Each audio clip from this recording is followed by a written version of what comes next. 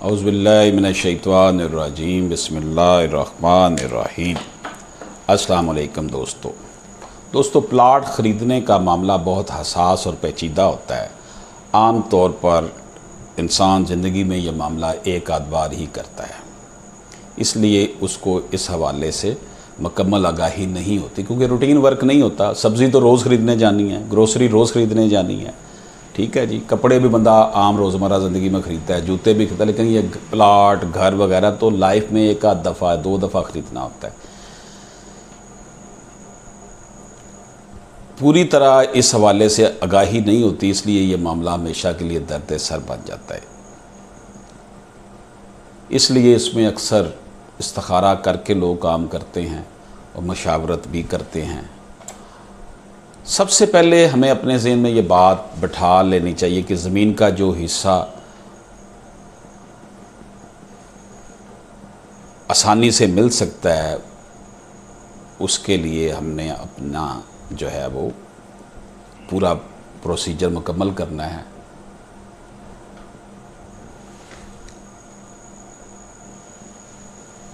एक property dealer बतौर वसीका नवीस और रजिस्ट्री मुहर्रर या वकला या लैंड रिकॉर्ड ऑफिसर के हवाले से आपको जो वाबत करने पड़ते हैं, उससे आपको बहुत से मसाइल का सामना करना पड़ता है। प्लाट ख़रीदना पूरा एक एडवेंचर बन जाता है। कारोबारी मुस्कुराहट में छुपी या इखलाकी बद इखलाकी या इखलाकी बददियानती, नाजायज़ मुनाफाखोरी, रिश्वतस्तानी और बदलते रवैये, ये सब चीज़ें हमें प्लाट ख़रीदते वक़्त मिलती हैं। इसलिए मज़बूत असाब के साथ जब हमने प्लाट ख़रीदना है तो मज़बूत असाब के साथ, रैशनैलिटी के साथ ये मरहला तय करना। सबसे पहला मरहला तो ये होगा कि हमने प्रॉपर्टी डीलर जिससे हम प्रॉपर्टी ले रहे हैं उसका पता करेंगे कि ये बंदा बेहतर है या नहीं है। दूसरा, फिर जब ख़रीद रहे हैं तो जो इकरारनामा लिखवाना है वो देख लें। तीसरा, जब रजिस्ट्री होगी उस मरहले के हवाले से आप अपना एक्सपोजर करें।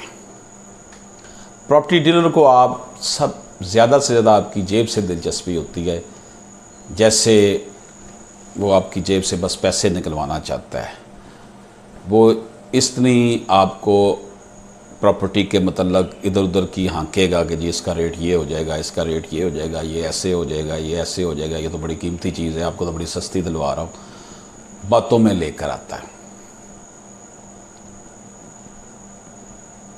वो पहले आपसे ये पूछता कि आपकी गुंजाइश कितनी है।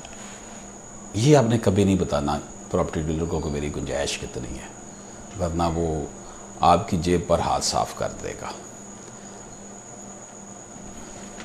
जब भी आपने प्रॉपर्टी डीलर के थ्रू प्लाट लेना है ना, तो फिर उसके साथ कमीशन तय कर ले, वरना उसने कमीशन जैसे ही आपने प्लाट लिया उसकी नीयत बदलनी और उसने बीच में रखना डाल देना है।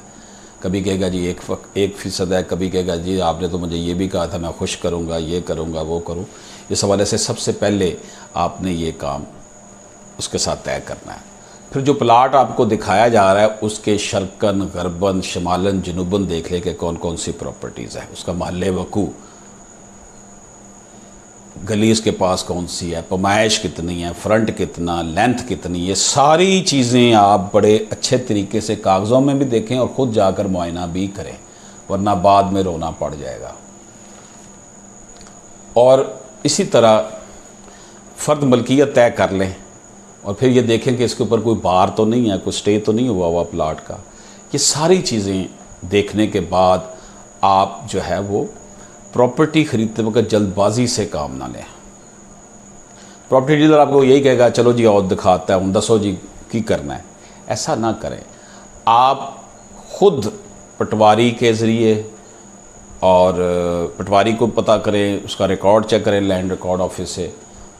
बल्कि हो सके अगर आप बहुत ज़्यादा बड़ी प्रॉपर्टी ख़रीद रहे हैं तो किसी लीगल कंसल्टेंट की सर्विसेज हायर कर लें, ताकि वो आपको इस हवाले से एक रिपोर्ट तैयार करके दे कि जनाब मैंने फ़लाँ जगह से पता करवाया है, फ़लाँ जगह से पता करवाया है, इसके अंदर ये खूबियाँ और ये खामियाँ प्रॉपर्टी में। अगर आप देखें 10 करोड़ रुपये की प्रॉपर्टी ख़रीद रहे हैं, अगर 50,000 या लाख रुपया किसी लीगल कंसल्टेंट को दे भी देंगे तो वो आपको उस प्रॉपर्टी की ईची बिची जो है वो तहरीर कर तहरीरें देगा, वो फिर बॉन्ड होगा ना, उसने आपसे कंसल्टेशन की फ़ीस ली हुई है।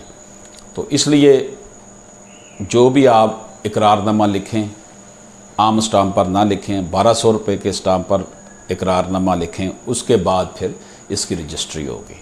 इजाज़त दीजिए, अल्लाह हाफ़िज़।